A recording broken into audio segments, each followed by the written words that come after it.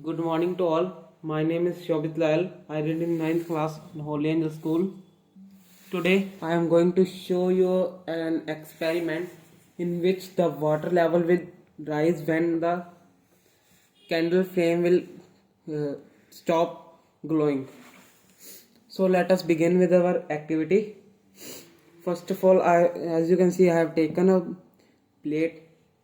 Now I will add some water in this. I have added watercolor in this so that we can clearly see the rise in water level. Now I will put a candle in this plate.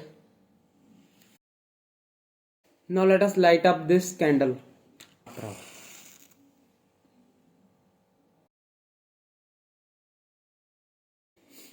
As you can see, this candle has started glowing. Now we will put this jar on this candle and see what happens. As you can see, the water level has started rising up. Still the candle is glowing, so the increase in water level is slow. As you can see, the candle has stopped glowing and the water level has increased steadily. So the water level has increased. Now we will understand what is the reason behind this. A common misconception in this candle in a jar experiment is that the consumption of oxygen by the flame in the container is a factor in the water rising. There may be a slight possibility of this, but the main reason behind the increase in water level is somewhat different than this. We will understand this better. What happens in the candle experiment? At first, the flame heats the air inside the container. This hot air expands quickly. When the flame fades and goes out, the air in the container cools down. The cooler air then contracts and take up less space.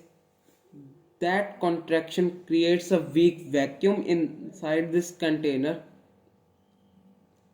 Due to the vacuum, the pressure inside this container is less than the pressure outside the air. As we know, the fluids moves from a area of higher pressure to lower pressure. The same is in this case. In this case, water from outside the container goes inside the jar to keep the pressure equalized.